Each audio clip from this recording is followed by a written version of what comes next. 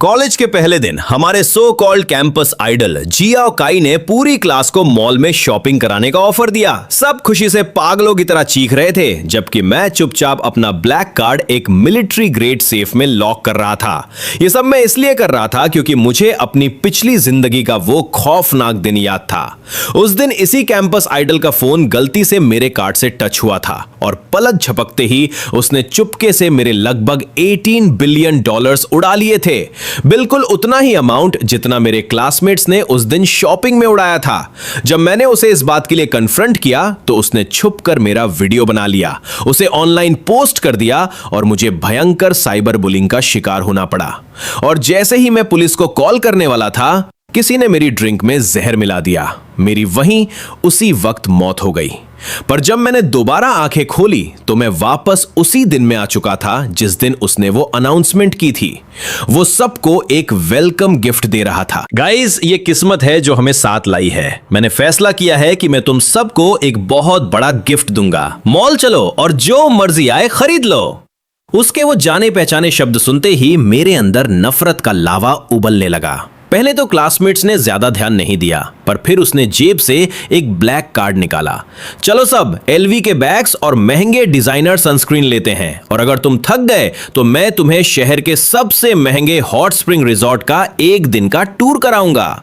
काई ने बड़ी शान से पूरी क्लास से कहा। उस हॉट स्प्रिंग रिजॉर्ट का नाम सुनते ही पूरी क्लास पागल हो गई, क्योंकि वो शहर का सबसे प्रीमियम एंटरटेनमेंट स्पॉट था। वहां की एक सिंगल टिकट ही 4 मिलियन की थी। Oh my God, young master काई कितने अमीर हैं। मैं तो आज से पक्का आपका वफादार चेला बन गया। यंग मास्टर की ट्रीट की बात ही अलग है। आसमान भी गिर जाए तो भी मैं पक्का जाऊंगा। मुझे चुपचाप खड़ा देख काई ने मेरी पीठ पर जोर से हाथ मारा। शेनी, तुम भी चल रहे हो ना? सब जा रहे हैं। अगर तुम नहीं गए तो मतलब तुम मेरी बेइज्जती कर रहे हो। तभी लीन युआन ने भी मेरा हाथ पकड़ लिया। शेनी, हाई स्कूल में तुम चाहे जितने भी अकेले रहते थे, पर अब हम कॉलेज में आ गए हैं। काई सच में हमें गिफ्ट देना चाहता है, बस हमारे साथ चलो। मैंने बड़ी सफाई से लीन युआन का हाथ झटक दिया और मेरे होठों पर एक स्माइल आ गई। जाऊंगा, बिल्कुल जाऊंगा। अगर मैं नहीं गया तो जियाओ काई को अपना पूरी तरह मजाक उड़ाते हुए कैसे देख पाऊंगा? पिछली जिंदगी के उस धोखे का बदला इस जिंदगी में मैं उससे खून के आंसू रुला कर लूंगा। दोपहर में मैं थोड़ा टाइम निकालकर अपने घर गया। मैंने अपने पेरेंट्स का दिया हुआ असली ब्लैक कार्ड उस मिलिट्री ग्रेड सेफ में लॉक कर दिया। यह सेफ इतना मजबूत है कि ग्रेनेड का धमाका भी इस पर एक खरोच नहीं ला सकता। इसे खोलने का पासवर्ड सिर्फ मेरी आंखों का आइरिस है। एक आम इंसान के लिए इसे खोलना आसमान से तारे तोड़ने जैसा है। कार्ड को सेव करने के बाद मैंने किसी से उसका एक फेक कार्ड बनवाया, एकदम असली ब्लैक कार्ड की हूबहू कॉपी, जिसे मैंने अपनी जेब में रख लिया। अब सब कुछ तैयार था। काई ने मुझे पागलों की तरह 3 कॉल किए, जैसे उसकी जान जा रही हो। शेनी, तुम अब तक क्यों नहीं आए? सब तुम्हारा वेट कर रहे हैं। लिन युआन ने तो यहां तक कह दिया है कि अगर तुम नहीं आए तो वो तुमसे सारे रिश्ते तोड़ लेगी। लिन युआन का नाम सुनकर मेरे दिल की धड़कन एक पल के लिए भी नहीं बढ़ी। हाई स्कूल में मैं लिन युआन पर 3 साल तक सीक्रेट क्रश रखता था। मैंने उसी के कॉलेज में एडमिशन भी लिया, पर उस औरत ने ना मुझे कभी एक्सेप्ट किया और ना ही रिजेक्ट, बस मुझे लटका कर रखा। पिछली जिंदगी में उसे काई के गले लगते देख मेरी आंखें पूरी तरह खुल गई थी। ऐसा नहीं था कि वो डेट नहीं करना चाहती थी, वो बस मुझे बेवकूफ बनाना चाहती थी। पिछली जिंदगी में मेरा मॉल जाने का कोई इरादा नहीं था, पर लीन युआन बेशर्मी से मुझसे चिपक गई और मुझे जाने पर मजबूर कर दिया। मैं उसके साथ चला गया, जिसका नतीजा ये हुआ कि काई ने मुझे मौत के घाट उतार दिया। यहां तक कि जिस जहर की शीशी ने मेरी जान ली, वो भी लीन युआन ने ही काई को खुश करने के लिए चुनी थी। ऐसी जहरीली और दोगली नागिन मेरे जूते साफ करने लायक भी नहीं है। फोन के दूसरी तरफ से मुझे अभी भी जल्दी आने के लिए कहा जा रहा था। मैंने बस किया और ड्राइवर को मॉल के एंट्रेंस पर चलने को कहा। जब काई ने मेरी फैमिली की लग्जरी कार देखी तो उसकी आंखें फटी रह गईं। सब तुम्हारा कब से वेट कर रहे हैं, जल्दी आओ। मुझे लेट आता देख बाकी क्लासमेट्स मुझे गंदी नजरों से देखने लगे। शेन ही, किस बात का शो ऑफ कर रहे हो? हम सबको अपने लिए वेट करवा रहे हो? तुम खुद को कोई राजा महाराजा समझते हो क्या? कभी आईने में अपनी शक्ल देखी है कि तुम हमारा टाइम वेस्ट करने लायक हो भी या नहीं? मैं उन्हें ठंडी नजरों से देख रहा था। तभी मेरी नजरें लिन युआन से मिली। तुम ये सस्ते सड़क छाप कपड़े पहनकर आ गए? तुम सच में हम सबकी बेइज्जती कर रहे हो। मैंने अपने पहने हुए ट्रैक सूट को नीचे देखा। ये टी शर्ट ही लगभग 2 बिलियन की है। ये एक टॉप टियर फैशन हाउस का कस्टम पीस है। इसका मटेरियल इतना महंगा है कि इसे गर्मियों में पहनने पर भी एक पोर्टेबल एसी जैसा फील होता है। मैं अपनी हंसी नहीं रोक पाया। तुम जैसी गवार लड़की को असली चीजों की पहचान कहां? मेरी इस शर्ट की कीमत में तुम्हारी पूरी जिंदगी खरीदी जा सकती है। मेरी बातें शायद बहुत ज्यादा चुप गईं, क्योंकि लिन युआन की आंखें तुरंत लाल हो गईं। तभी काई फिर से गुड बॉय बनने आ गया। अरे अरे, हम सब पुराने क्लासमेट्स हैं, माहौल को इतना खराब मत करो। चलो सब जल्दी अंदर चलो और अपने गिफ्ट्स चुनो। 350 मिलियन के अंदर जो भी होगा उसका बिल मैं दूंगा। ये सुनते ही क्लासमेट्स खुशी से चीख पड़े। उनके जयकारे गूंजने लगे। लॉन्ग लिव यंग मास्टर काई! किसी और की तरह नहीं, जो बिना पैसों के बस एटीट्यूड दिखाता है। सच में डिस्गस्टिंग। मुझे पता था कि वो मुझे ही गालियां दे रहे हैं, पर उन्हें डिजाइनर स्टोर्स की तरफ भागते देख मैं मुस्कुरा दिया। असली तमाशा तो बस अभी शुरू हुआ था। देखते हैं बिना मुझे अपना पर्सनल एटीएम बनाए जियाओ काई इस बिल का क्या करता है। लिन युआन काई के बिल्कुल पीछे चिपकी हुई थी। उसने बड़े प्यारे चेहरे के साथ पूछा, ब्रदर काई, क्या आपको कुछ पसंद है? काई 1 सेकंड के लिए फ्रीज हुआ, फिर शर्माते हुए बोला, तुम्हारे साथ ऐसे चलना ही मेरे लिए सबसे बड़ा गिफ्ट है। यह कहकर उसने लिन युआन का हाथ पकड़ लिया। आसपास के लोगों की तारीफें सुनकर उसका चेहरा ऐसे लाल हो गया जैसे किसी बंदर का पिछवाड़ा। मुझे पीछे खड़ा देख, काई ने तुरंत आवाज लगाई। शेन ही, जल्दी आओ और अपने लिए भी गिफ्ट चुनो। मुझसे शर्माने की जरूरत नहीं है। उसकी इस झूठी अच्छाई को देखकर मेरे चेहरे पर गुस्सा आ गया। तभी उसका एक चमचा अपनी वफादारी दिखाने कूद पड़ा। शेनी, अगर तुम्हें गिफ्ट नहीं चाहिए तो यहां से दफा हो जाओ। काई तुम्हारे साथ इतना अच्छा बिहेव कर रहा है और तुम ऐसी सड़ी हुई शक्ल बना रहे हो। तुम्हें एहसान मानना नहीं आता? ये मत सोचो कि एक लग्जरी कार रेंट पर लेने से तुम कोई अमीरजादे बन जाओगे। अगर तुम्हारी किस्मत में अमीर बनना नहीं लिखा तो नाटक मत करो। इन लोगों को इतना अग्रेसिव होता देख मैं रुका और मैंने वहां से जाने का नाटक किया।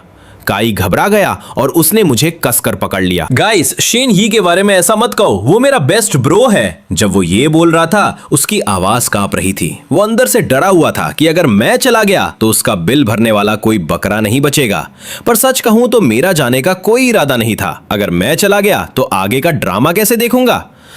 ठीक है काई, तो मैं भी कोई गिफ्ट चुन लेता हूं। काई ने अपने माथे से ठंडा पसीना पोंछा और हड़बड़ाते हुए बोला, हाँ जाओ, जो मन करे ले लो, बिल्कुल संकोच मत करना।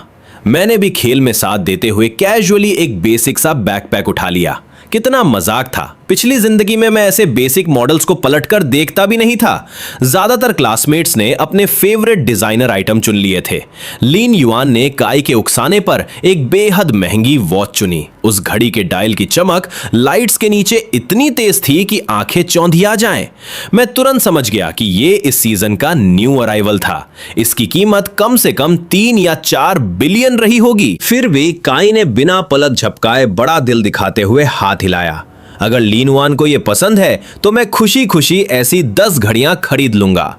लिन युआन इतनी इंप्रेस हुई कि उसने काई के होठों के किनारे पर किस कर दिया।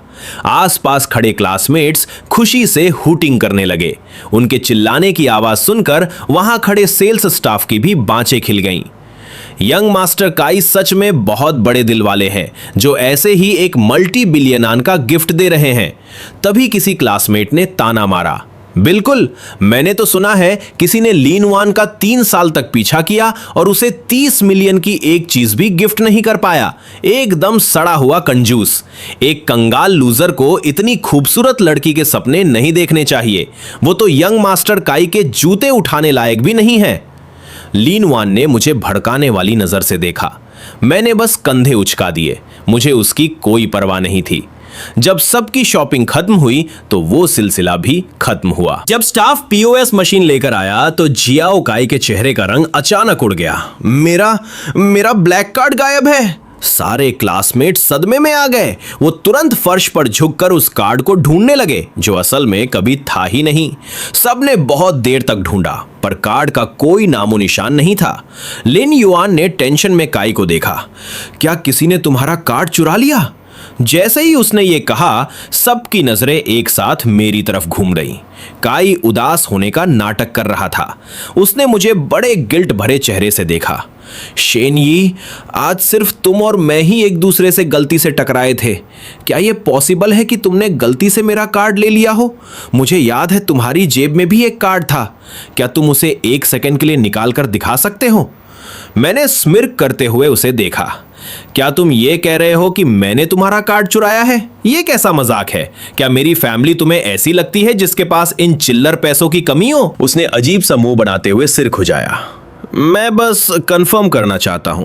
मैंने ये नहीं कहा कि तुमने चुराया है। सबके गिफ्ट्स पैक हो चुके हैं। चलो उनका और टाइम वेस्ट नहीं करते। काई को फंसता देख उसके कुछ चमचे तुरंत बचाव में आ गए। शेन यी, हम बस तुम्हारा कार्ड देखना चाहते हैं। हम उसका कुछ बिगाड़ थोड़े ही रहे हैं। एक बार दिखाने में तुम्हारी जान नहीं चली जाएगी। क्या तुम्हें लगता है कि हम कोई जादू करके तुम्हारे पैसे उड़ा लेंगे? पैसे उड़ा लेंगे।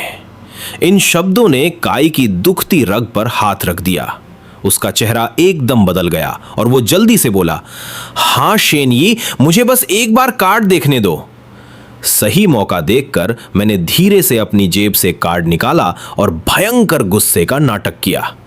ठीक है, लो, अच्छे से देख लो कि यह तुम्हारा है या नहीं। मैंने कार्ड काई को पकड़ाया। उसने उसे देखा और मुझे वापस देते हुए बोला, मेरी गलती थी, यह सच में तुम्हारा ही कार्ड है। उसकी आंखों में माफी थी, लेकिन उसके होठों के कोनों पर एक कमीनी मुस्कान थी। ये कहने के बाद उसने अपनी जेब थपथपाई और अचानक ऐसे नाटक किया जैसे उसे अभी कुछ याद आया हो। ओ मैन, मेरा कार्ड तो मेरी ही जेब में था। मैं चुपचाप इस घटिया नौटंकी को देख रहा था। जो भीड़ अभी मुझ पर चढ़ रही थी वो अब एकदम ऑकवर्ड हो गई। वो आपस में फुसफुसाने लगे, कितना शो ऑफ करता है। अगर वो शुरू से ही इतना एटीट्यूड नहीं दिखाता तो उस पर कोई शक क्यों करता? अगर उसके पास सच में पैसे हैं तो वो काई के गिफ्ट्स पर फ्री में ऐश क्यों कर रहा है? कितना घटिया है। अरे मैंने देखे हैं ऐसे लोग जिनके पास पैसे नहीं होते, बस नाटक करते हैं। कौन जाने वो ब्लैक कार्ड ऑनलाइन खरीदा हुआ कोई प्रॉप हो। पक्का वो फेक है। ये सुनकर मैंने मन ही मन उस लड़के को थम्स अप दिया। भाई, तुमने बिल्कुल सही पकड़ा। ये कार्ड सच में एक फेक कार्ड है। अब क्योंकि मजा आना शुरू हो रहा था, मैं अपने होठों की मुस्कान रोक नहीं पा रहा था। काई को उनकी आवाजें इरिटेटिंग लगी तो उसने सबको शांत होने का इशारा किया। तब जाकर उन्होंने बेमन से अपने मुंह बंद किए। सारे गिफ्ट्स पैक हो चुके थे। हर कोई छोटे बड़े बैग्स पकड़े खड़ा था। सेल्स पर्सन एक चापलूस स्माइल के साथ आगे आया। यंग मास्टर काई, इस बार का टोटल बिल 21 बिलियन से ज्यादा हुआ है। क्योंकि आप एक वीआईपी क्लाइंट हैं तो हमने आपके लिए एक स्पेशल वीआईपी कार्ड तैयार किया है और चेंज को राउंड ऑफ कर दिया है। आपको बस 21 बिलियन स्वैप करने हैं। शायद ये मेरी रीबर्थ का बटरफ्लाई इफेक्ट था। इस बार काई ने पिछले जन्म से पूरे 3.5 बिलियन ज्यादा का बिल बनाया था। उसने एक सेकंड भी सोचे बिना अपना ब्लैक कार्ड स्वैप करने के लिए निकाला। लिन युआन ने थोड़ा अजीब सा मुंह बनाया क्योंकि उसे उम्मीद नहीं थी कि काई सच में इतना बड़ा अमाउंट उड़ा देगा। जैसे ही कार्ड सक्सेसफुली स्वैप हुआ, मैंने अपने फोन की तरफ देखा। मुझे कोई डिडक्शन नोटिफिकेशन नहीं आया था। अपने अकाउंट बैलेंस में इतने सारे जीरोस देखकर मुझे बहुत सुकून मिल रहा था। जब हर कोई पागलों की तरह काई की चापलूसी कर रहा था, तभी अचानक एक सूअर के कटने जैसी चीख गूंजी। काई अपने फोन की स्क्रीन पर आंखें गड़ाए हिस्टेरिकल होकर चिल्ला रहा था, मेरे बैलेंस में सिर्फ 7,000 क्यों बचे हैं? ये चीखने के बाद उसे एहसास हुआ कि उसने अपना आपा खो दिया है। उसने इतनी मेहनत से जो अमीर यंग मास्टर वाली इमेज बनाई थी, वो उसने खुद ही बर्बाद कर दी। वो हड़बड़ा कर बात कवर करने लगा, मेरा वो मतलब नहीं था। आसपास के क्लासमेट्स एक दूसरे को कंफ्यूजन से देखने लगे, फिर उसे डिफेंड करने लगे। यंग मास्टर काई को इन चिल्लर पैसों की क्या परवाह? कार्ड की लिमिट खत्म हो गई होगी, हम थोड़ा वेट कर लेते हैं। यंग मास्टर काई बस अपनी फैमिली को एक कॉल करेंगे और सब सेट हो जाएगा। हाँ, हमने उनके दिए हुए गिफ्ट्स एक्सेप्ट किए हैं। हम काई को मुसीबत में कैसे देख सकते हैं? ये आखिरी लाइन सुनकर मैं सच में अपनी हंसी नहीं रोक पाया। मेरी उस हंसी ने सारा फोकस फिर से मेरी तरफ खींच लिया। तुम किस बात पर हंस रहे हो बे? क्या तुमने यंग मास्टर काई का गिफ्ट नहीं लिया? फायदा भी उठा रहे हो और एटीट्यूड भी दिखा रहे हो। संभल कर रहो। यंग मास्टर काई को बस एक शब्द कहना है, सिर्फ एक शब्द, और तुम्हारी पूरी फैमिली बर्बाद हो जाएगी। मेरी फैमिली बर्बाद हो जाएगी? मैंने मन ही मन सोचा। मुझे डर है कि अगर तुम 100 काई की फैमिलीज को ही मिला लो तो भी वो मेरी फैमिली की सेविंग्स के छुट्टे पैसों के बराबर नहीं होंगे। पिछली जिंदगी में उस 17 बिलियन के रहस्यमयी तरीके से गायब होने की वजह से ही मेरी और काई की दुश्मनी हुई थी। अगर उसने उस वक्त मुझे सीधे तरीके से सब बता दिया होता तो शायद मैं उसे पैसे अरेंज करके चुकाने के लिए कुछ दिनों का टाइम दे देता। थोड़े से पैसों के लिए हमारी दोस्ती तोड़ना कोई समझदारी नहीं थी, पर उसकी गलती ये थी कि उसे सिर्फ मेरे पैसों का लालच नहीं था, उसे मेरी जान भी चाहिए थी। अपने हाथ में उस 300 मिलियन के बैग को देखकर मेरा मूड अचानक अच्छा हो गया। मैंने तंज कसते हुए कहा, मेरी क्या हिम्मत? यंग मास्टर काई से पंगा लेने की हिम्मत कौन करेगा? उनसे पंगा लेने का मतलब है पूरी क्लास से पंगा लेना। अगर किसी ने उन्हें परेशान करने की कोशिश की तो मैं सबसे पहले ऑब्जेक्शन उठाऊंगा। ये शब्द सुनकर काई का चेहरा और भी ज्यादा भद्दा हो गया। वो दहाड़ा, चुप रहो तुम सब। लिन युआन से वेट नहीं हो रहा था। उसने तुरंत वो डायमंड वॉच अपनी कलाई पर बांध ली। वो वॉच उसकी गोरी और पतली कलाई पर बहुत ही खूबसूरत लग रही थी। काई, क्या तुमने नहीं कहा था कि तुम हमें हॉट स्प्रिंग रिजॉर्ट ले जाओगे? हम कब निकल रहे हैं? जब हम वहां पहुंचेंगे तो मैं खुद तुम्हें एक मसाज दूंगी ताकि तुम पूरी तरह रिलैक्स हो सको। सिर्फ इस एक लाइन ने फ्रस्ट्रेटेड काई के चेहरे पर मुस्कान ला दी। उसने अभी भी हार नहीं मानी थी। उसने मेरी जेब की तरफ फिर से देखा। शेनी, क्या तुम मुझे अपना कार्ड एक बार और दिखा सकते हो? बिना पलक झपकाए मैंने वो कार्ड सीधा उसे दे दिया।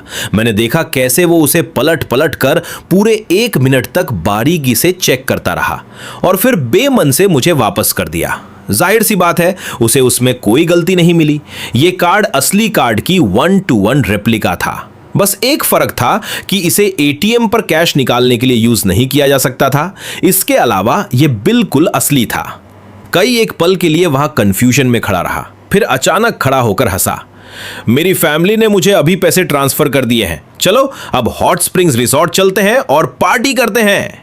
भीड़ फिर से चीख पड़ी, लॉन्ग लिव यंग मास्टर काई। तभी मेरा फोन वाइब्रेट हुआ। मैंने नीचे देखा तो इन्वेस्टिगेशन के रिजल्ट्स आ चुके थे।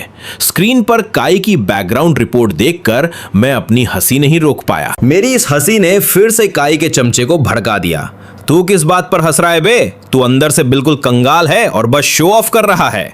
मैंने बिना कोई एक्सप्रेशन दिए ऊपर देखा और जो लोग मुझे सबसे ज्यादा गालियां दे रहे थे उनका नाम अपने दिमाग में सेव कर लिया। इस नाटक का बाकी हिस्सा देखने के लिए मैं उनके पीछे पीछे रिजॉर्ट के एंट्रेंस तक गया। एक स्टाफ मेंबर हमें रिसीव करने आया। काई ने अपना हाथ हवा में हिलाया। आज का सारा खर्चा मेरे टैब में लिखो। मेरे क्लासमेट्स के लिए सबसे महंगी सर्विस लेकर आओ, सबसे महंगा कॉम्बो। इस बात का ध्यान रखना कि सब अपनी जिंदगी का सबसे बेस्ट टाइम एंजॉय करें। जैसे ही उसने बोलना खत्म किया, भीड़ फिर से पागलों की तरह खुशी से चिल्लाने लगी। स्टाफ मेंबर के चेहरे पर एक बड़ी सी स्माइल आ गई और उसने अपनी POS मशीन निकाल ली। 450 मिलियन पर पर्सन, टोटल 30 लोगों के लिए यह बिल लगभग 14 बिलियन का है। काई ने पूरे कॉन्फिडेंस से अपना कार्ड स्वैप किया, पर मशीन से सिर्फ एक आवाज आई, beep. Transaction failed. Staff member confuse हो गया। यंग मास्टर काई, क्या आपने मुझे गलत कार्ड दे दिया है? इस कार्ड में तो पैसे ही नहीं है। काई भी सदमे में था। उसका चेहरा पल भर में बैंगनी रंग का हो गया। तुम ये क्या बकवास कर रहे हो? मेरे पास जिस एक चीज की कमी नहीं है वो पैसा ही है। फिर उसने मेरी तरफ देखा। उसकी आंखों में नफरत थी, पर सबसे ज्यादा कंफ्यूजन था। हमारी क्लास के 30 से ज्यादा स्टूडेंट्स लॉबी में भीड़ लगाकर खड़े थे, जिसकी वजह से बाकी गेस्ट्स का रास्ता ब्लॉक हो गया था। यह देखकर स्टाफ और भी ज्यादा टेंशन में आ गया। यंग मास्टर काई, प्लीज कोई दूसरा कार्ड यूज कीजिए। आपके पीछे जो दूसरे गेस्ट्स हैं उन्हें मत रोकिए। आखिर यहां आने वाला हर गेस्ट बिलियंस खर्च करता है। कुछ मिनटों की देरी का मतलब है हमें सैकड़ों मिलियंस का नुकसान होना। तब दूसरे स्टूडेंट्स आपस में फुसफुसाने लगे। क्या काई की फैमिली ने अभी उसे पैसे नहीं दिए थे? उसके पास पैसे कैसे कम पड़ सकते हैं? बकवास मत करो। काई ने अभी अभी हम सबको इतने महंगे डिजाइनर आइटम्स दिलाए हैं। इतने छोटे से अमाउंट के लिए उसके पास पैसे कैसे कम होंगे? लिन युआन अपने आइडल को डिफेंड करने के लिए स्टाफ मेंबर पर भड़क गई। क्या तुम अंधे हो? क्या तुम्हें दिख नहीं रहा कि हम सब ने महंगे डिजाइनर बैग्स पकड़े हुए हैं? मिस्टर काई के कार्ड में बस थोड़ी सी प्रॉब्लम आ रही है। अगर तुम 1 मिनट वेट कर लोगे तो तुम्हारी जान चली जाएगी क्या? उसकी इस मदद ने काई की सिचुएशन और खराब कर दी। काई का चेहरा एकदम सफेद पड़ चुका था। जिस हाथ में उसने कार्ड पकड़ा था वो ऐसे कांप रहा था जैसे उसे पार्किंसंस की बीमारी हो। और आखिर में उसने सच में मुझे मोहरा बनाने की हिम्मत कर ही दी। शेनी, हम सब क्लासमेट्स हैं। क्या तुम कुछ देर के लिए मेरा ये बिल भर सकते हो? मुझे लगता है मेरे कार्ड ने अपनी लिमिट एक्सीड कर दी है, इसलिए ये चल नहीं रहा है। उसका ये वाहियात बहाना सुनकर मैं अंदर ही अंदर जोर से हंसा, पर बाहर से मैंने पूरी तरह शॉक में होने का नाटक किया। ब्रो, मेरी कार तो बस एक रेंटल कार है। मैं तुम्हें देने के लिए 14 बिलियन कहां से लाऊंगा? तुम मुझे बेच भी दोगे तो भी तुम्हें उस अमाउंट का एक छोटा सा हिस्सा भी नहीं मिलेगा। काई ने पक्का मेरी बैकग्राउंड डिटेल्स निकलवाई होंगी। उसे अच्छे से पता है कि मैं कौन हूं। जब बाकी लोग मुझे गरीब और कंगाल बोल रहे थे तो उसे कोई फर्क नहीं पड़ा। मैंने भी इग्नोर कर दिया और अब वो मुझसे पैसे मांगने की हिम्मत कर रहा है। क्या बेवकूफी भरा सपना है। एक सेकंड बीत रहा था। पीछे लाइन में खड़े दूसरे गेस्ट अब जोर जोर से कंप्लेन करने लगे थे। ये कैसा रिजॉर्ट है? यहां 30 से ज्यादा लोग मूर्तियों की तरह खड़े हैं। तुम हमें अंदर जाने दोगे या नहीं? अपने बॉस को बुलाओ, मुझे कंप्लेन फाइल करनी है। कुछ गुस्से वाले लोगों ने तो सीधा उनके मुंह पर ही चिल्ला दिया, अगर तुम्हारे पास पैसे नहीं है तो यहां से दफा हो जाओ, अगर हैं तो जल्दी से बिल भरो। बस यहां खड़े होकर जगह मत घेरो और टाइम वेस्ट मत करो। यह सुनकर तुरंत काई का एक चमचा बचाव में कूद पड़ा। हमारे यंग मास्टर काई के पास बहुत पैसा है, मानो या ना मानो, वो अपने एक शब्द से तुम्हें सड़कों पर ला सकते हैं। तुम्हारी हिम्मत कैसे हुई मुझसे इस तरह बात करने की? तुम बस रुको और देखो। इन बेवकूफ क्लासमेट्स को लग रहा था कि वो काई को डिफेंड करके उसकी मदद कर रहे हैं। उनके चेहरों पर एक अजीब सा घमंड था, पर उन्हें यह अंदाजा ही नहीं था कि जब काई ने रिजॉर्ट के पीछे खड़े असली गेस्ट्स को ध्यान से देखा तो उसकी रूह कांप गई। उसकी तो सिट्टी पिट्टी ही गुम हो गई थी। वहां जो लोग पैसा उड़ाने आए थे वो बिजनेस वर्ल्ड के बहुत बड़े मगरमच्छ थे। काई तो छोड़ो, पूरा जियाओ खानदान भी ऐसे लोगों से पंगा लेने की हिम्मत नहीं कर सकता था। उसे भी अब अकल आ गई थी कि मुझसे पैसे निकलवाना उसके लिए एक नामुमकिन सपना है। और इसका मतलब था कि वो जो 21 बिलियन अभी उड़े थे ना, वो सीधा उसकी अपनी जेब की हार्ड कैश थी। ये सोचकर ही उसका दिल खून के आंसू रो रहा था। उसने दांत पीसते हुए बस 3 शब्द कहे, चलो यहां से। लिन युआन ने कंफ्यूज होकर पूछा, कहां? क्या हम हॉट स्प्रिंग रिजॉर्ट में पार्टी नहीं करने वाले थे? काई ने अपनी मुट्ठियां इतनी जोर से भींची कि उंगलियों से कड़कने की आवाज आई। उसका चेहरा कोयले जैसा काला पड़ चुका था। उसने मच्छर की भिनभिनाहट जैसी धीमी आवाज में कहा, वापस मॉल चलो, सब कुछ रिटर्न करना है, सब कुछ रिटर्न करना है। काई के मुंह से निकले ये शब्द किसी फैंटेसी नॉवल की तरह लग रहे थे। 1 सेकंड के लिए वहां की हवा ही जम गई। अगले ही पल रिजॉर्ट के स्टाफ का चेहरा गुस्से से तन गया। अगर तुम लोग जा रहे हो तो दफा हो जाओ, हमारे बिजनेस के बीच में मत आओ। कुछ कंगाल कॉलेज किड्स खुद को अमीरजादे समझ रहे हैं। अगर अब कोई तमाशा किया तो मैं सिक्योरिटी बुलाकर तुम सबको धक्के मारकर बाहर निकालूंगा। जैसे ही उसने ये बोला, सच में कई हट्टे कट्टे बाउंसर आ गए और उन्होंने हमें हॉट स्प्रिंग रिजॉर्ट से ऐसे खदेड़ा जैसे बत्तखों के झुंड को भगाते हैं। बाहर भयंकर गर्मी थी। 2 मिनट से भी कम समय में हम सब पसीने से भीग चुके थे। अब सबकी भड़ास फूट पड़ी। काई, क्या तुम पागल हो गए हो? रिटर्न करने का क्या मतलब है? एक बार गिफ्ट देने के बाद कोई वापस कैसे मांग सकता है? क्या तुम हमारा मजाक बना रहे हो? हम पूरा दिन तुम्हारे पीछे कुत्ते की तरह घूमे और तुम हमारे साथ ऐसा बर्ताव कर रहे हो? वहां एक दूसरे पर चिल्ला चोट मच गई। इतना शोर था कि किसी का भी सिर दर्द फट जाए। काई को इस प्रेशर के नीचे टूटता देखकर लिन युआन घबरा गई। आखिर उसकी कलाई पर जो घड़ी थी वो 3.5 बिलियन की थी। वो वहां इकलौती थी जो अपना सामान बिल्कुल वापस नहीं करना चाहती थी। गाइस, प्लीज थोड़ा शांत हो जाओ। काई के पास अभी थोड़ा कैश कम पड़ गया है। हम क्लासमेट्स हैं, क्या हमें एक दूसरे की मदद नहीं करनी चाहिए? उसके ये बोलते ही एक लड़का भड़क गया। हमने पूरा दिन इसके पीछे बर्बाद किया है। ये सामान हमारी उस मेहनत का मुआवजा है। तुम चाहती हो कि जो हमारे हाथ में आ चुका है वो हम वापस दे दें? सपने में भी नहीं। काई फ्रस्ट्रेशन में अपने बाल नोच रहा था।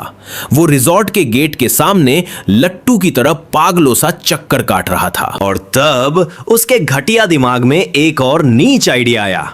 शेनी के पास भी एक ब्लैक कार्ड है, तुम बस उससे वो कार्ड छीन लो और तुम सब हॉट स्प्रिंग रिजॉर्ट में एंट्री ले सकते हो। वो मुझसे बहुत ज्यादा अमीर है, जितना मर्जी आए उड़ाओ, पर मेरी एक ही शर्त है, पहले मेरा सामान वापस करो वरना मैं पुलिस बुला लूंगा। उसे लगा कि सारा इल्जाम मुझ पर डालकर ये पूरी भीड़ भूखे भेड़ियों की तरह मुझ पर टूट पड़ेगी और मेरा कार्ड छीन लेगी। पर असल में वहां खड़े एक भी इंसान को यकीन नहीं था कि मैं कोई अमीर खानदान का लड़का हूं। शेनी के पास पैसा है? इसके ये सस्ते और फटेहाल कपड़े देखो, इन्हें बेचकर कुछ कौड़ियां भी नहीं मिलेंगी। और तुम पुलिस बुलाओगे? किस बिना पर? यहां हर जगह कैमरे लगे हैं। तुमने ये गिफ्ट्स हमें अपनी मर्जी से दिए हैं। हम सब एक टॉप यूनिवर्सिटी के स्टूडेंट्स हैं। तुम्हें क्या लगता है पुलिस की धमकी से हम डर जाएंगे? काई का चेहरा और काला पड़ गया। उसे समझ आ गया कि हालात उसके कंट्रोल से बाहर हो चुके हैं, तो उसने अपना असली रंग दिखा ही दिया। मेरी फैमिली के पास बहुत पैसा है। तुम्हें क्या लगता है तुम में से किसी एक की जान खरीदने में मुझे कितना पैसा लगेगा? अगर अपनी भलाई चाहते हो तो मेरा सामान अभी वापस कर दो, वरना मैं तुम्हारी जान लेकर इसकी कीमत वसूलूंगा। ये सुनते ही मेरी उंगलियां फोन पर थिरक गईं। मैं चुपके से इस पूरी बातचीत को रिकॉर्ड कर रहा था। मुझे डर था कि उसे सड़क पर लाने और बर्बाद करने के लिए मुझे कोई सॉलिड सबूत नहीं मिलेगा, पर आज उसने खुद ही अपने गले पर रखने के लिए चाकू मेरे हाथ में दे दिया था। जैसे ही वहां हाथापाई शुरू होने वाली थी, अचानक एक लग्जरी कार वहां आकर रुकी। सबके सामने गले में मोटी सोने की चेन पहने एक आदमी कार से उतरा। काई का एक्सप्रेशन तुरंत बदल गया। इससे पहले कि काई अपना मुंह खोल पाता, चटाक, उस आदमी ने काई के मुंह पर एक भयंकर जोरदार थप्पड़ जड़ दिया। तुझे कंपनी के अकाउंट के पैसों को हाथ लगाने की इजाजत किसने दी? क्या तुझे पता भी है कि तेरे उस 20 बिलियन उड़ाने की वजह से हमारा सबसे बड़ा प्रोजेक्ट हाथ से निकल गया? कंपनी इस वक्त भारी नुकसान में है। उस आदमी का गुस्सा इतने से शांत नहीं हुआ। उसने हाथ घुमाया और एक और जोरदार तमाचा काई के गाल पर जड़ दिया। मुझे लगा था काई बीच सड़क पर तमाशा करेगा, पर मैंने सपने में भी नहीं सोचा था कि वो धड़ाम से अपने घुटनों पर गिर जाएगा। महान यंग मास्टर काई बीच सड़क पर किसी के पैरों में ऐसे गिड़गिड़ा रहा था। भैया, मेरी गलती थी, मुझे सच में अपनी गलती का एहसास है। उसने पीछे खड़े क्लासमेट्स की तरफ देखा। वो अभी भी अपनी झूठी इज्जत बचाने की कोशिश कर रहा था। भैया, मैंने इन्हें हॉट स्प्रिंग रिजॉर्ट ले जाने का वादा किया था। क्या आप मुझे 14 बिलियन और उधार दे सकते हो? मैं जैसे ही ग्रेजुएट होकर कंपनी ज्वाइन करूंगा, आपको सारे पैसे चुका दूंगा। 14 बिलियन? ये नंबर सुनते ही उसका भाई जियाओफी सन्न रह गया और अगले ही सेकंड वो भयंकर गुस्से से फट पड़ा। उसकी मुट्ठियां इतनी कस गई कि हड्डियां चटकने लगीं। उसके माथे की नसें तन गईं। तो तूने वो 21 बिलियन इन भिखारियों पर उड़ा दिए? काई, अगर मैंने आज तुझे पीट पीट कर मार नहीं डाला तो मेरा सरनेम जियाओ नहीं। ये कहते ही उसने काई के चेहरे पर एक जोरदार मुक्का मारा। काई का चेहरा तुरंत सूअर की तरह सूज गया। उसकी नाक से खून बहने लगा। कुछ लोगों को वहां से खिसकते देख काई पागलों की तरह चिल्लाया, भैया, इन्होंने मुझे फंसाया है। इन्होंने ही मुझे गिफ्ट्स खरीदने के लिए उकसाया था। आपको मेरी बात माननी पड़ेगी। मैं आपका अपना सगा भाई हूं। सामान अभी अभी खरीदा है। अगर हम इसे वापस कर दें तो सारा पैसा कंपनी के अकाउंट में वापस आ जाएगा। यह सुनकर जियाओफी रुका। उसने वहां खड़े लोगों को देखा और अपने आदमियों को ठंडी आवाज में ऑर्डर दिया, इनके हाथों से वो सारे डिजाइनर बैग्स छीन लो और डिक्की में डालो, फिर इन्हें वापस करके आओ। पर उसने इंसानी लालच को कम आंका था। जैसे ही उसने ये बोला, पूरी भीड़ अपनी जान और अपना सामान बचाकर वहां से भाग खड़ी हुई। बाउंसर उनके पीछे भागे, पर अंधेरा बहुत था, वो सिर्फ कुछ बदनसीबों को ही पकड़ पाए। लिन युआन वहां से नहीं भागी, इसके बजाय वो एक बहुत ही घटिया इमोशनल परफॉर्मेंस देने लगी। मैं ये घड़ी आपको वापस कर सकती हूं, मैं काई के साथ हूं और मैं बिल्कुल भी उसके पैसों के लिए उसके साथ नहीं हूं। मैं चुपचाप खड़ा ये सब देख रहा था और उसकी ये चाल बहुत अच्छे से समझ रहा था। उसे लगा कि काई आज चाहे जितनी भी मुसीबत में हो, पर वो है तो एक अमीरजादा ही। अगर वो इस गोल्डन टिकट से चिपकी रही तो फ्यूचर में उसे पैसों की कभी कोई टेंशन नहीं होगी। आज अगर ये 3 बिलियन की घड़ी चली भी गई तो क्या, एक बार उस खानदान की बहू बन गई तो फिर क्या टेंशन। पर जियाओ फी कोई कच्चा खिलाड़ी नहीं था, वो एक पुरानी लोमड़ी था। उसने एक नजर में उस लड़की की असलियत पढ़ ली। काई को रोते हुए लिन युआन की बाहों में छुपता देख उसने ठंडी आवाज में कहा, तेरे जैसी एक कंगाल और लालची लड़की सोचती है कि वो हमारे लायक है क्या? लिन युआन एक कदम पीछे हटी। उसके चेहरे पर यकीन ना कर पाने वाला एक्सप्रेशन था।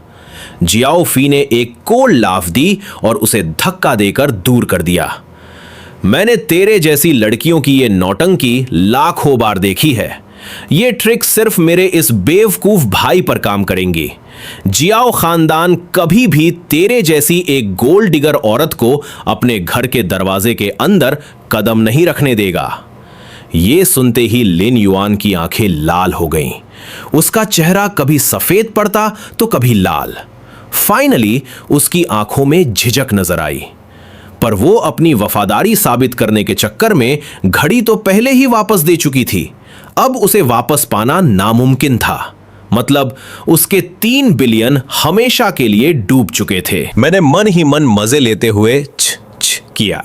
ना माया मिली ना राम। क्या बेवकूफी वाला दाव था। अगर लिन युआन भी पहले ही वो घड़ी लेकर भाग जाती तो कम से कम 3 बिलियन तो उसकी जेब में होते। मैं वहां खड़े होकर इस पूरे ड्रामे को ऐसे एंजॉय कर रहा था जैसे कोई फिल्म चल रही हो। काई को जब लगा कि अब बचने का कोई रास्ता नहीं है तो उसने सारा इल्जाम फिर से मुझ पर मढ़ना शुरू कर दिया।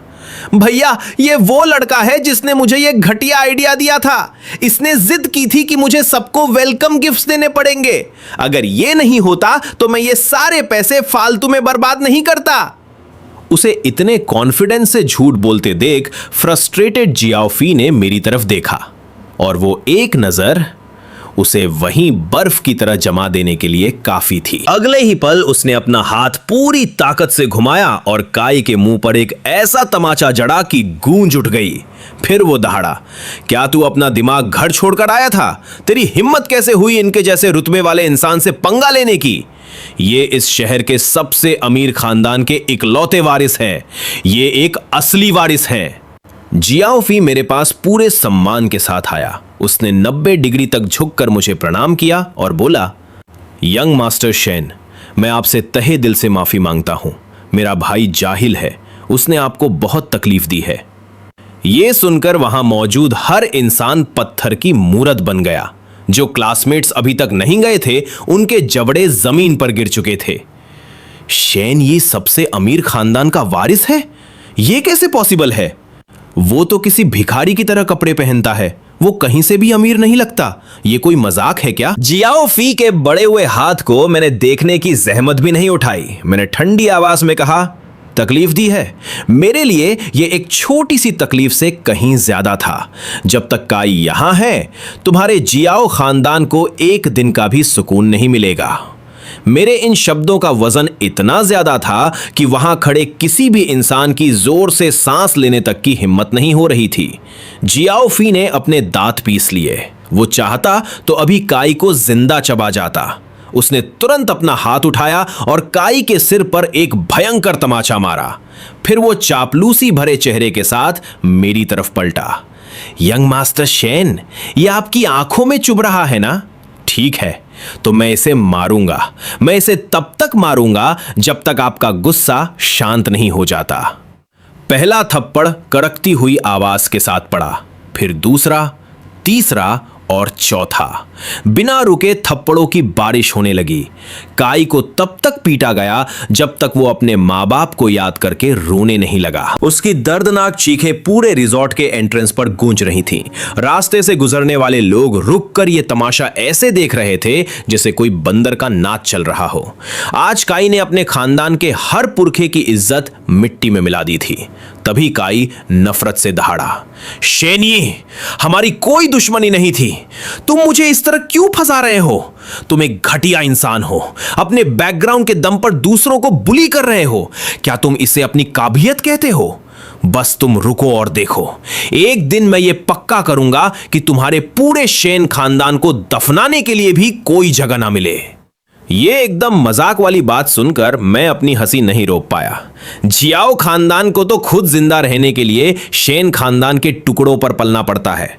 अगर सच में कभी बर्बादी का दिन आया तो सबसे पहले मरने वाला तुम्हारा जियाओ खानदान ही होगा। बिजनेस करने वाले लोग अपशकुन से सबसे ज्यादा नफरत करते हैं। हमें ऐसे बद्दुआ देना अपनी खुद की कब्र खोदने के बराबर है। ये नफरत भरे शब्द सुनते ही जियाओफी की भ्रिकुटी गुस्से से तन गई। उसने अपना जूता निकाला और सीधा काई के मुंह पर दे मारा। ये तुझे तेरे मुंह से गंदगी उगलने का सबक सिखाएगा। अभी यंग मास्टर शेन से माफी मांग।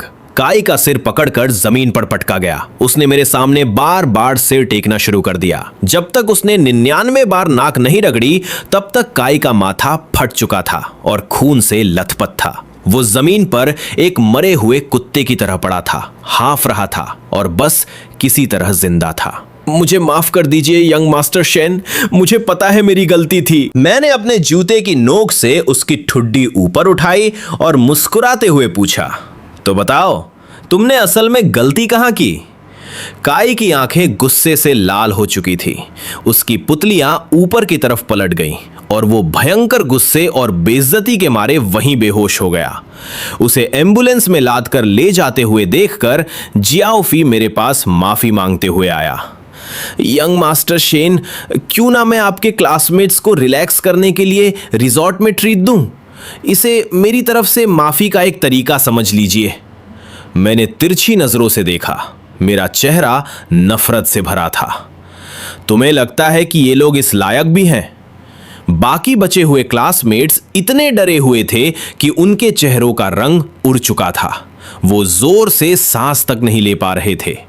उनके सामने काई का हश्र देखकर अब वो सच में मुझसे खौफ खा रहे थे। सिर्फ लिन युआन इतनी बेशरम थी कि वो खिसकती हुई मेरे पास आई। ये बता पाना मुश्किल था कि वो एक्साइटेड थी या शर्मिंदा। शेन यी, क्या तुम सच में शहर के सबसे अमीर खानदान के यंग मास्टर हो? मैं पहले कितनी अंधी थी। मैंने तुम्हारे साथ वैसा बर्ताव सिर्फ काई की वजह से किया था। ये सब मेरी गलती है। उसने ऊपर देखा। उसकी खूबसूरत आंखों में मगरमच्छ के आंसू भरे हुए थे। क्या तुम मुझे एक और मौका दे सकते हो? क्या हम पहले की तरह दोस्त नहीं बन सकते? लिन युआन को इस तरह मेरे सामने गिड़गिड़ाते हुए देखकर मुझे इतनी घिन आई कि मानो मुझे अभी उल्टी हो जाएगी। जब मैंने उसे पूरे सच्चे दिल से चाहा था तब उसने मेरी तरफ एक नजर तक नहीं डाली थी। मुझे लगता था कि वो नेचर से ही थोड़ी रिजर्व है, पर असल में वो एक गोल्ड डिगर थी जो गरीबों से नफरत करती थी और अमीरों के तलवे चाटती थी। यहां तक पहुंचने के बाद मैं खुद को लकी मान रहा था। अच्छा हुआ कि मैंने हाई स्कूल में लो प्रोफाइल रखा और अपना बैकग्राउंड कभी किसी को नहीं बताया, वरना मुझे लिन युआन की ये असली औकात कैसे पता चलती और मैं जिंदगी भर किसी बेवकूफ की तरह उसके इशारों पर नाचता रहता। तभी वहां एक और सुपर कार आकर रुकी। ये शेन खानदान की कार थी। मैंने लिन युआन को धक्का देकर साइड किया। मेरी आवाज में तंज कूट कूट कर भरा था। तुम मेरी दोस्त बनना चाहती हो? क्यों ना पहले जाकर आईने में अपनी शक्ल देखो कि तुम इस लायक भी हो या नहीं। तेरे जैसे कचरे से अपने जूते उठवाना भी मेरे हाथों को गंदा कर देगा। कुछ दिनों बाद हमारी मिलिट्री ट्रेनिंग खत्म हो गई। मैं उसी रात हॉस्टल से बाहर शिफ्ट हो गया। मैं एक नॉर्मल कॉलेज लाइफ जीना चाहता था, पर मैंने कभी नहीं सोचा था कि मेरा पाला काई जैसे सनकी इंसान से पड़ेगा। मैं हर बार पानी का घूंट पीते हुए इस डर में नहीं जीना चाहता था कि कहीं उसमें जहर ना मिला हो। जब मेरे पेरेंट्स को यह बात पता चली तो मेरी माँ ने एक सेकंड भी नहीं सोचा। उन्होंने उसी वक्त कॉलेज के बिल्कुल बगल में $10 मिलियन का सबसे महंगा विला खरीद लिया। मेरे लिए पैसा बस एक नंबर है। मुझे लगा कि यह सारा तमाशा अब खत्म हो गया है, पर अचानक एक दिन जियाओ खानदान के बड़े बुजुर्ग काई को घसीटते हुए मेरे पुराने घर लेकर आ गए। अभी कुछ ही दिन बीते थे, पर काई का वजन इतना गिर चुका था कि वो अब इंसान भी नहीं लग रहा था। उसके हाथ पैरों पर क्रॉस करते हुए गहरे घाव और निशान साफ दिख रहे थे। उसका चेहरा अंदर धंस चुका था और पीला पड़ गया था। उसका वो घमंडी और हावी होने वाला एटीट्यूड पूरी तरह कुचला जा चुका था। मुझे देखते ही उसके घुटने टिक गए।